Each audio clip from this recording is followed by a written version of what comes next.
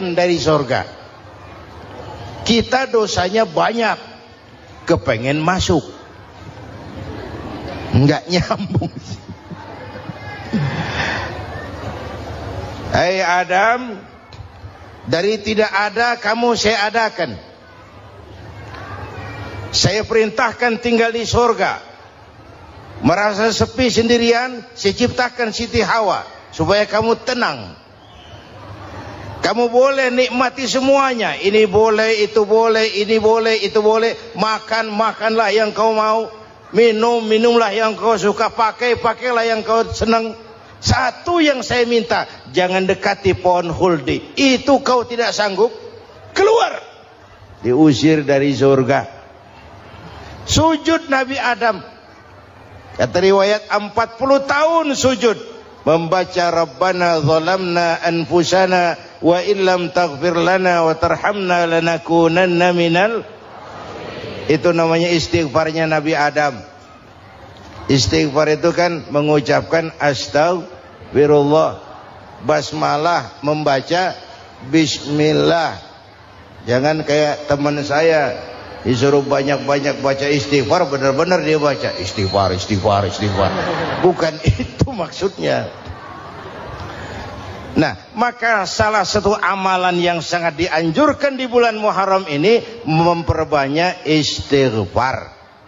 Tidak ada orangnya yang tidak. Ayo jujur, ini yang kumpul di sini semua, ada nggak yang nggak punya dosa? Yang merasa nggak punya dosa, ayo ke depan. Ada? Tidak ada. Setiap kita, entah kecil entah besar, sengaja terlupa, pasti mempunyai yang namanya khilaf dan salah. Dan Allah Tuhan kita bukan Tuhan pendendam. Allah Tuhan kita Tuhan yang ramah dan rahmah. Hei manusia, dosamu banyak, tapi ampunanku lebih banyak. Salahmu besar, rahmatku jauh lebih besar. Kau sujud di hadapanku, aku bangga melihatnya. Kau menangis di hadapanku, aku senyum melihatmu. Kau berjalan menujuku, aku berlari menyambutmu. Karena itu amalan yang sangat dianjurkan di bulan Muharram ini memperbanyak istighfar. Itu kalau istighfarnya Nabi Adam. Ada istighfarnya Nabi Yunus. Ibu kenal Nabi Yunus? Di mana kenalannya? Sok tahu. Nabi Yunus itu ketika berdakwah kepada kaumnya yang bandel, memberikan peringatan, kalau kalian tidak mau beriman akan turun azab. Kapan Yunus? Akan. Kenapa mesti akan? Sekarang aja kalau mau saya tungguin. Kurang ajar betul ini umat. Akhirnya Nabi Nuh menghindar dengan perhitungan, kalau azab tidak turun saya sudah jauh. Meragukan janji Tuhan. Lalu naik kapal, dinaiki oleh Yunus, kapal mogok. Dicari siapa biang keroknya ini. Diundi, ternyata Yunus. Sampai 3 kali diundi. Dibuanglah Yunus ke dasar laut. Ditelan oleh ikan nun atas perintah Allah. Telan itu Yunus. Jangan pakai dikunyah, rusak urusan. Telan saja, simpan di perutmu. Dibawa oleh ikan nun ke dasar lautan. Itu yang oleh Quran dikatakan bertemulah 3 macam kegelapan. Zulumatun salas. Gelapnya tengah malam, gelapnya di dasar laut, gelapnya di dalam perut ikan. Itu namanya peteng. Mbahnya gelap. Di perut ikan itulah Nabi Nuh sadar akan kesalahannya, meragukan janji Allah, meragukan janji Allah. Ia sujud di dalam perut ikan itu, membaca la ilaha illa anta subhanaka inni kuntu. Itu istighfarnya Nabi Yunus. Dibacakan istighfar begitu, ikan sakit perut pak. Di dasar laut kemana mau cari apotik? Dia naik ke permukaan, memuntahkan isi perutnya. Nabi Yunus keluar dengan selamat. Itu pun terjadi pada hari ke-10 bulan Muharram. Istighfar intinya itu. Itu amalan utama bulan Muharram, memperbanyak istighfar. Allah selamatkan Nabi Nuh dari bahtera banjir yang luar biasa 10 Muharram. Allah selamatkan Nabi Ibrahim dari pembakaran Raja Namrus 10 Muharram. Setelah Nabi Ibrahim itu menghancurkan berhala-berhala, Abrahat pulang mau ibadah, lihat Tuhannya berantakan, marah besar. Siapa yang menghancurkan Tuhan-Tuhan kita ini? Ada yang lapor, kami lihat Ibrahim. Tangkap. Belum ada bukti, tangkap dulu yang penting, bukti belakangan. Tangkap. Wah, dikerahkanlah aparat, tangkap Nabi Ibrahim, disidang langsung oleh Abrahat, oleh Namrus maksud saya. Ibrahim, kau yang menghancurkan berhala-berhala kami ini, Tuhan-Tuhan kami. Siapa bilang? Ada yang lapor. Saya dengar enggak semua berhala itu hancur, ada yang paling besar. Angkat tangan, saya lihat ada kampak di tangannya. Barangkali yang besar itu iseng tuh, yang kecil-kecil dikampakin. Tanya aja sama dia, kamu gila? Kenapa? Masa kami disuruh nanya berhala? Nggak bisa jawab. Nggak bisa jawab. Lah kenapa disembah? Lebih gila mana sih? Tahu nggak bisa jawab kenapa disembah? Kurang ajar kamu Ibrahim. Dibakar. Ketika Ibrahim dilempar ke kobaran api yang menggunung, Allah perintah api, ya naru kuni bardan wa salaman ala Ibrahim. Hai api, dinginlah sampean. Api Madura waktu itu, Pak. Hai api, dinginlah sampean, selamatkan Ibrahim. Api tunduk kepada perintah Allah. Ibrahim masuk ke kobaran api, selembar rambut pun tidak terbakar. Kenapa? Apinya tunduk kepada perintah Allah. Kenapa? Karena Ibrahim orang yang takut kepada Allah. Api tunduk kepada perintah Allah. Kalau kita baca ayat itu, masuk ke api, mateng. Sudah hadirin yang saya muliakan, oleh karena itu selamatnya Ibrahim dari pembakaran Raja Namrud itu pun pada 10 Muharram, Yaumul Asyura, hari ke-10 dari bulan Muharram. Imedia. Bapak Ibu hadirin hadirat yang saya cintai, sebagian kecil tentang Nabi Adam, Nabi Ibrahim dan Nabi Yunus, tapi saya belum menceritakan tentang Nabi Nuh tadi. Mengulang kaji, Nabi Nuh salah seorang rasul yang masuk ulul azmi 5 besar, karena memang perjuangannya menggambarkan satu usaha yang ulet dan luar biasa.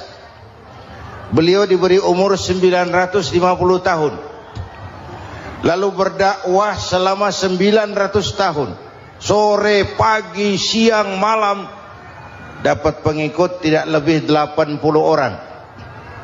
Rata-rata 10 tahun satu. Kalau saya minta berhenti aja jadi nabi, Pak. Ustadz mana masih mau buka pesantren? 10 tahun buka pesantren, yang nyantri cuma 1. Pedagang mana yang masih mau dagang? 10 tahun dagang, yang beli 1. Pimpinan partai mana yang masih mau kampanye? 10 tahun buka partai, yang nyoblos 1. Bangkrut. Umatnya bandel, kurang ajar, durjana, bajingan, tengik. Umatnya Nabi Nuh ini kalau diceramahi, telinganya ditutup dengan tangannya. Nabi Nuh akhirnya rekes, Tuhan, siang malam saya berdakwah kepada umat ini. Tiap kali saya sampaikan dakwahmu, mereka tutup telinganya dengan tangannya. Alergi dengar ceramah. Apa itu ceramah? Non profit. Saudara-saudara, jadi mau kamu gimana, Nuh? Sudah Tuhan, habiskan saja orang kafir. Nanti kalau punya anak, anaknya pun kafir lagi. Lebih baik bapak moyangnya sikat habis. Biasanya kalau bapak kalong, anak kampret. Bapak nyolong, anak nyopet. Fotokopi gimana aslinya? Hampir habiskan saja. Itu mau kamu, Nuh?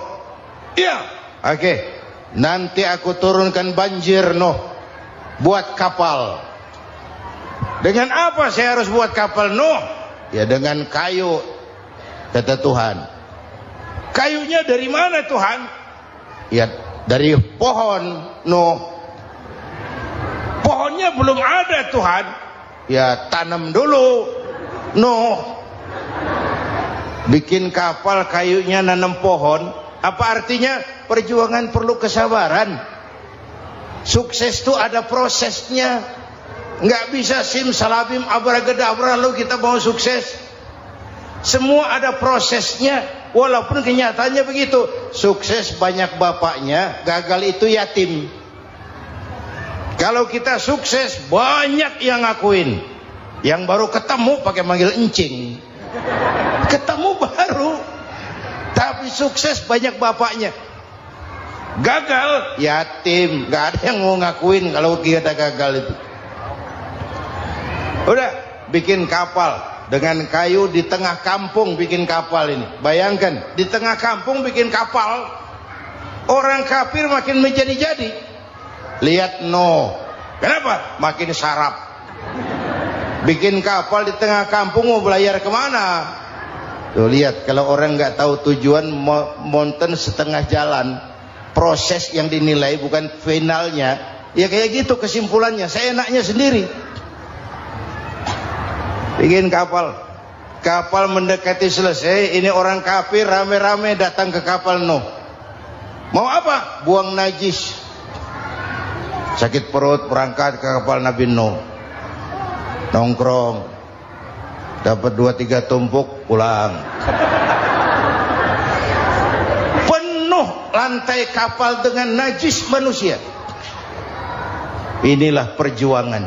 Bukan jalan raya lurus bertabur bunga di kanan kirinya.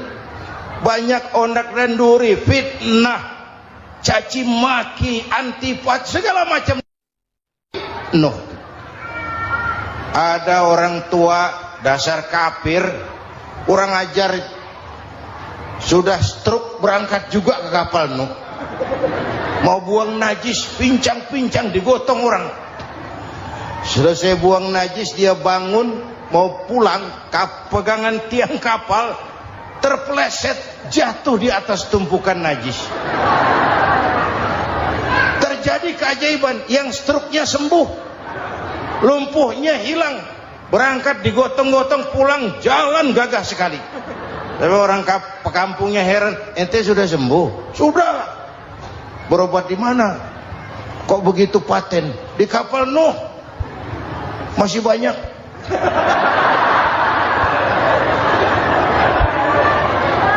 Yang berasa perlu obat bawa rantang. Ambil. Bersih lagi geladak kapal itu. Sudah selesai Nuh? Selesai. Oke, kau orang yang beriman bersamamu, binatang serba sepasang, naik Nabi Nuh, naik orang beriman, naik binatang serba sepasang. Ini cikal bakal penyelamatan manusia, Pak. Naiklah orang beriman, sudah naik semua, Nabi Nuh kontrol. Ini contoh buat kita, kontrol. Sudah naik semua teman-teman, sudah. Pemimpin yang baik bukan cuma terima laporan di belakang meja. Laporan itu yang mana juga bagus. Sama juga kampanye. Kampanye yang mana juga merdu. Kalau aja yang dihitung. Pernah ada calon bupati kampanye janji, kalau saya berhasil kita akan banyak bangun jembatan di daerah kita. Rakyat tanya, Pak, nggak ada sungai di kampung kita, Pak. Dia bilang, sungainya kita bangun sekalian. Udah kadung janji. Mana pula orang mau bangun sungai itu.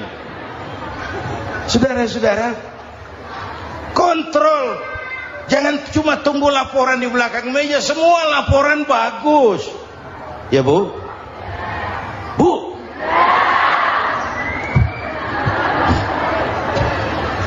Nabi Nuh kontrol. Sudah naik semua? Sudah Nuh. Pulan bin Pulan naik Nuh. Paimin bin Tukijo naik. Kami lihat naik. Ada orang Jawa juga, Kiai? Ada. Sudah kontrol, Kan'an anak saya ikut nggak naik kapal? Ah, kami tidak lihat itu no. Kan'an, ini potret. Bapaknya aktif ke masjid, ibunya rajin ke majelis taklim, anaknya keleleran kemana-mana. Bukan di sini, di Prancis. Udah di sini insya Allah sama.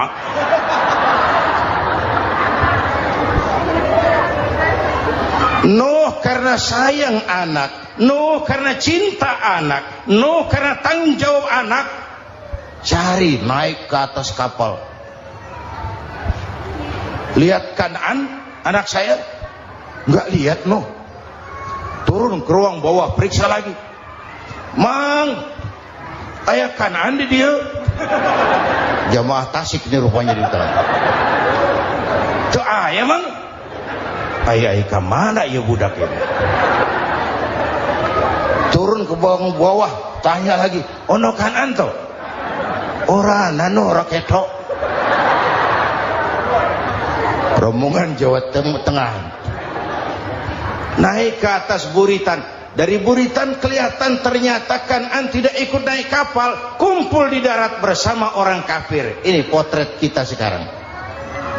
Kumpul sama orang kafir, hanyut anak-anak kita, ditelan budayanya orang kafir, ditelan tradisinya orang kafir, ditelan pergaulannya orang kafir. Nuh karena sayang anak dari atas manggil. Dalam Quran dijelaskan itu. Karena Nabi Nuh di atas, Kan'an di bawah, teriak. Ya bunayyar kam ma'ana. Begitu dalam Quran ayatnya. Coba ini pakai gaya memanggil supaya kelihatan kegambar, kira-kira Nuh manggilnya begitu. Ini namanya gaya dakwah, Pak. Kalau ceritanya datar nggak menarik. Maka Nuh memanggil Kan'an, ya bunayyar kam ma'ana. Kata yang dengar, heeh. Ini gaya orang manggil. Ya bunayyar kam ma'ana. Kan'an, kesini nak, naik kapal sama papi. Kata Kan'an di bawah itu, enggak mau papi, John di sini saja. Kata Nuh, jangan nak, Allah sedang murka, akan turun banjir. Kalau datang banjir papi, sa'awi ila jabalin ya'simuni minal ma', saya akan naik ke gunung tinggi yang bisa menyelamatkan saya dari banjir. Kan'an naik ke gunung, gunung dihantam banjir, Kan'an mati sampai sekarang. Yang kelima, Nabi Musa, kisah Muharramnya ini. Lahir dalam kondisi yang sulit karena Fir'aun mimpi akan lahir seorang anak dari keturunan Bani Israel yang akan menghancurkan kerajaannya. Kata Fir'aun, sudah lahir belum anaknya? Belum. Kalau gitu mulai malam ini laki-laki dilarang bergaul sama istrinya. Semua perempuan hamil di bawah pengawasan negara. Mulai hari ini kalau lahir anak laki-laki terutama Bani Israel, penggal. Satpol PP disiapkan. Udah ada kayaknya. Ada. Patroli. Bayangkan, nah Fir'aun itu bikin undang-undang seenaknya sendiri. Apalagi merasa kekuasaannya dalam ancaman. Penguasa manapun kalau merasa dalam ancaman, panik. Padahal kekuasaan itu kayak harimau. Makin lama ditaiki, makin sulit turun. Kenapa? Karena macannya makin lapar. Naik terus capek, turun dimakan harimau. Serba sulit. Saudara-saudara, kalau kita mau belajar dari Pak Harto, saya melihat kekurangan Pak Harto cuma satu, terlambat berhenti.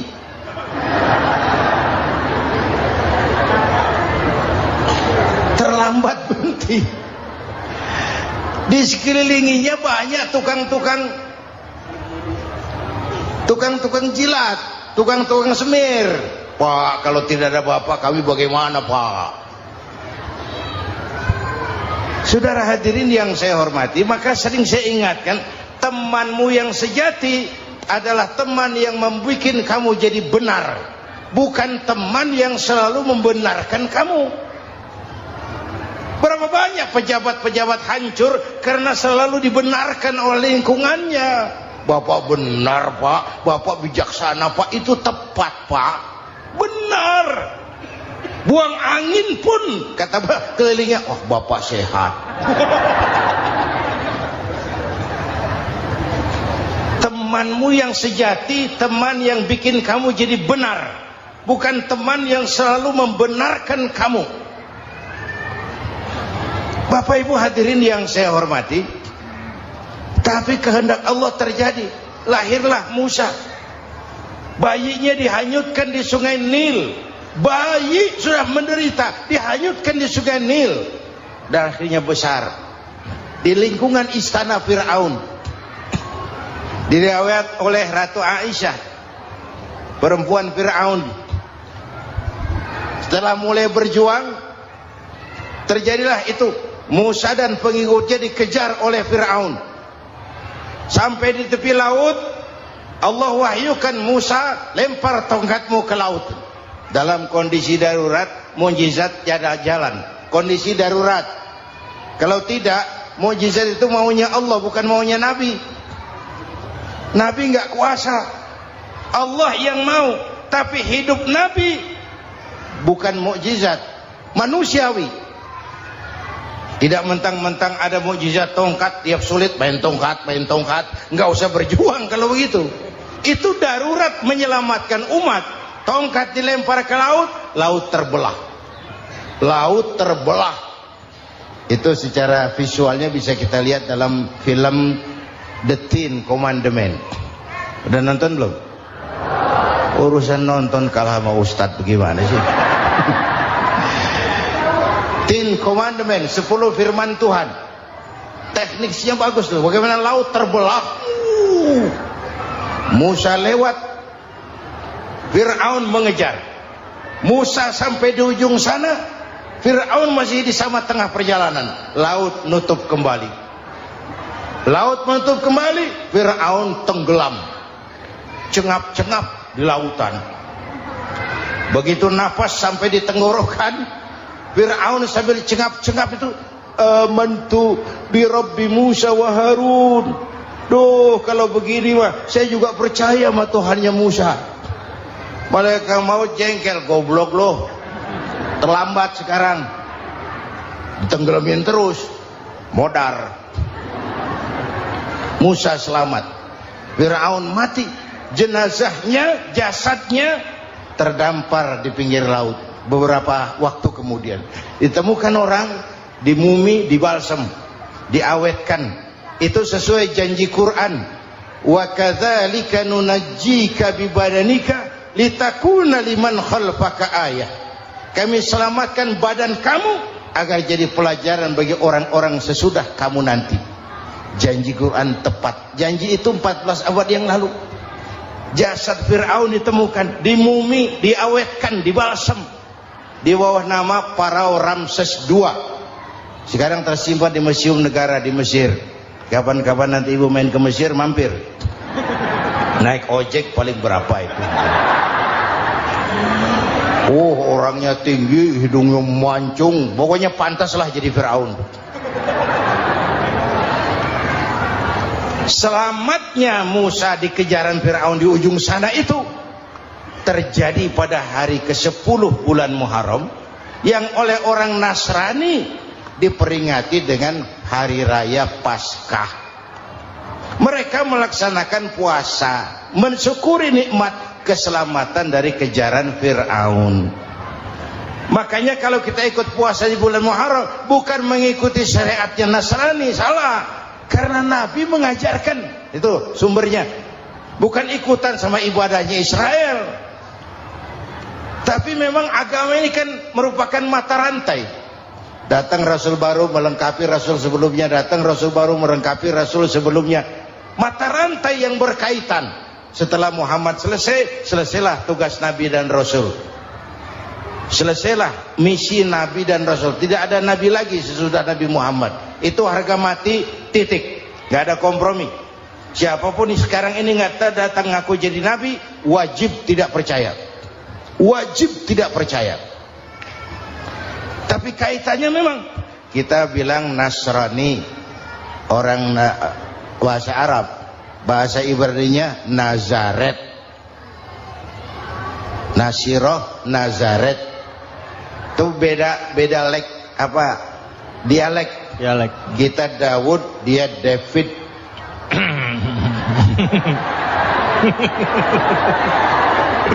Ibrani. Kita Ali, dia Alek. Kita Sulaiman, dia Solomon. Kita Camat, dia Comot. ini yang ngomong ini comot sembarang. Bapak dan Ibu jamaah yang saya cintai, pertanyaan pertama, hijrah qalbiyah. Ada hijrah badaniyah, hijrah fisik yang dilakukan Nabi dan sahabat dari Mekah ke Madinah. Itu hijrah badaniyah. Ada hijrah qalbiyah, hijrah hati. Dan ini yang kita perlukan sekarang. Karena refleksinya akan membias kepada alur kehidupan. Kalau hati kita mau berhijrah, fisik akan ngikuti. Hijrah dari tempat, dari malas ibadah menjadi rajin ibadah. Hijrah dari maksiat kepada yang ma'ruf, dari berpecah belah menjadi bersatu. Hijrah seperti itu yang sangat kita perlukan. Apalagi masyarakat ini paternalistik. Kita harus hijrah mental sekarang ini. Maka yang disampaikan tadi benar. Seorang ketua MK siap mengundurkan diri kalau terbukti anak buahnya terlibat suap. Itu walaupun siap, tapi sudah angin segar buat rakyat. Bahwa masih ada banyak insya Allah pejabat kita yang punya harga diri. Walaupun ada juga pejabat kita yang muka tembok, kulit badak, kuping kebo. Muka tembok, kulit badak, kuping kebo. Biasanya kalau kereta api tabrakan di negara-negara maju, Menteri Perhubungannya mundur. Di kita petugas palang pintu dipecat. Jauh sekali menteri sama petugas palang pintu. Yang benar-benar diadili yang krocok-krocok, kopral-kopral gitu. Padahal hadisnya jelas, ar-rashi wal murtashi finnar. Yang nyuap dan yang nerima suap, dua-duanya neraka. Kasus potret belakangan ini, yang nerima suap, yang diuber, yang nyuap aman, yang nyuap aman, yang korupsi pajak dikecil-kecilin, yang ngemplang pajak aman. Padahal ngemplang pajaknya triliunan. Padahal dia sudah dikasih fasilitas oleh negara mengelola sumber daya alam negara yang artinya milik rakyat. Dia harus bayar pajak, uang pajaknya dikumpulkan bagi sebesar-besar kemakmuran rakyat. Itu tindakan merugikan rakyat. Karena itu betul, saya setuju, hijrah qalbi yang perlu kita lakukan sekarang. Hijrah hati. Kita ini bangsa Indonesia, seperti timnas. Timnas sekarang anak-anak muda sudah berani pakai baju PSSI. Iya. Kenapa? Menang. Coba kalau kalah terus, nanti menang. Tapi bangsa Indonesia itu memang seperti timnas. Namanya kesebelasan. 11 orang. Walaupun ada pemain bintang, ya ada presiden, gubernur, menteri, itu bintang-bintang. Tapi bintang baru ada artinya kalau dibantu 10 pemain yang lain. Cristiano Ronaldo, siapa itu? Penyerang tengah Real Madrid, bintang. Lionel Messi, Siapa lagi? Barcelona. Bercelana.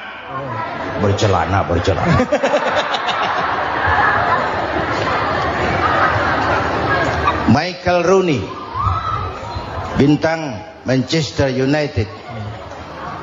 Ronaldo baru bintang, Messi baru bintang kalau ada 10 pemain yang lain. Bagaimanapun hebatnya Cristiano Ronaldo, kalau sendirian lawan satu kesebelasan, babak belur. Itulah kita, bangsa Indonesia. Kita satu kesebelasan, harus saling memperkuat. Ada bangsa kita ini yang jadi jaksa, ada yang jadi hakim, ada yang jadi polisi. Itu posisi penyerang tengah, kiri luar, kanan dalam, back, striker, kiper, posisi. Tapi sadar kita satu kesebelasan, Bung. Jangan bikin gol ke gawang sendiri. Kalau punya bola bagus, operan dong sama temannya. Yang bisa menciptakan gol, operan. Ada yang jadi pengusaha besar, bagus boleh. Punya untung besar, operan. Kasih masjid, kasih pesantren, operan. Ini kesebelasan kita kalau punya bola, pelitnya setengah mati, Pak. Nggak mau ngoper. Bawa sendiri, mending bikin gol. Enggak. Kita ini satu kesebelasan. Satu sama lain harus saling memperkuat. Bahwa ada penyerang tengah, itu si posisi. Tapi kalau memang peluang memungkinkan, ayo dong operan. Saya iri sama kesebelasan Nasrani di Indonesia. Mereka kalau punya bola, operannya cakep. Gereja cepat selesai, rumah sakit Kristen cepat selesai. Kenapa? Operannya bagus. Subhanallah, sangat luar biasa tausiah yang sudah disampaikan oleh guru kita Al-Maghfurullah Kiai Haji Zainuddin MZ.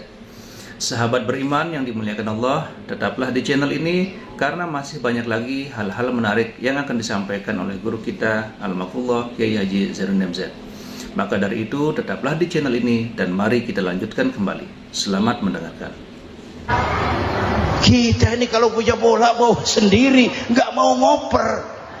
Maka masjid nggak selesai-selesai, madrasah banyak yang bocor, rumah sakit Islam kalah bersaing. Kenapa? Operannya berat. Ayo menyadari kita ini timnas, satu kesebelasan. Jangan menjegal kawan seiring, kawan sendiri dijegal. Sudah musuh terlalu kuat, gawang sendiri dijebol. Akhirnya terbalik kita ini. Ujian terberat telah diberikan Allah kepada para anbiya, kemudian para aulia, kemudian para ulama. Summal amsal fal amsal, ke bawah dan ke bawah, diuji setiap orang menurut kekuatannya berpegang kepada agama. Kalau karena anak Melayu bilang, kalau takut dengan ombak, jangan berumah di tepi pantai. Kalau takut diterjang ombak, jangan berumah di tepi pantai.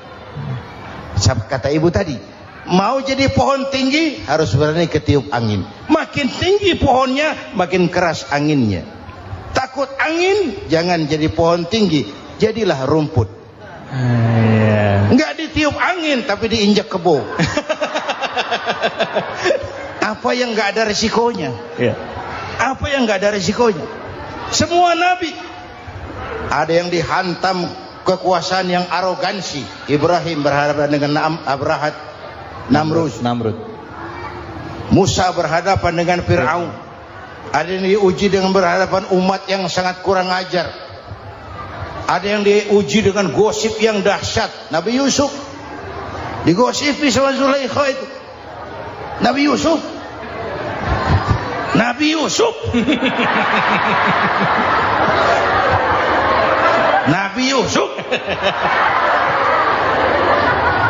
Yang namanya gosip itu kan menyebarkan keburukan orang. Kalau benar saja hukumnya ghibah. Kalau salah hukumnya fitnah. Fitnah lebih bahaya dari pembunuhan. Benarnya ghibah, salahnya fitnah. Saudara hadirin yang saya hormati, jadi resiko itu biasa. Tidak ada yang tanpa resiko. Kalau takut ombak, jangan berumah di tepi pantai. Tinggal bagaimana kita menyikapinya. Kalau kita dewasa, ini bagian ibadah saya kurang. Mungkin karena diomongin orang, tambah pahala saya. Mungkin karena diomongin orang, tambah pahala saya. Maka saya ngadapi gosip sepatah pun saya nggak ngomong. Saya cicing, wae cicing. Saya percaya masyarakat tuh punya filter. Amin. Saya percaya Tuhan tuh nggak tidur. Alhamdulillahirrabbilalamin. Demikian kajian yang sangat luar biasa yang sudah disampaikan oleh guru kita Al-Maghfurullah Kiai Haji Zainuddin MZ. Tentunya banyak sekali ilmu, hikmah dan manfaat yang bisa kita jadikan pelajaran dalam kehidupan kita sehari-hari. Sahabat beriman yang dimuliakan Allah, mari kita doakan guru kita, semoga beliau dilapangkan kuburnya dan diampuni segala dosa-dosanya. Amin ya rabbal alamin. Dan buat sahabat semua yang sudah setia menyimak tausiah ini sampai selesai, saya ucapkan terima kasih banyak. Semoga Allah Subhanahu wa taala senantiasa selalu melimpahkan segala rahmat dan karunia-Nya kepada sahabat semua. Selalu diberikan kesehatan, dimudahkan segala urusannya dan dilancarkan rezekinya. Amin ya rabbal alamin. Sampai bertemu lagi di kajian berikutnya. Wabillahi taufiq wal hidayah, waridha wal inayah. Wassalamualaikum warahmatullahi wabarakatuh. Setelah kita mendengarkan bersama kajian yang sangat luar biasa dari guru kita Al-Maghfurullah Kiai Haji Zainuddin MZ, sekarang mari kita lanjutkan aktivitas kita masing-masing. Doa dan harapan saya, semoga sahabat semua selalu diberikan kesehatan, dimudahkan segala urusannya, dan dilancarkan rezekinya. Amin ya rabbal alamin. Sampai bertemu lagi di kajian berikutnya. Wabillahi taufiq wal hidayah. Wassalamualaikum warahmatullahi wabarakatuh.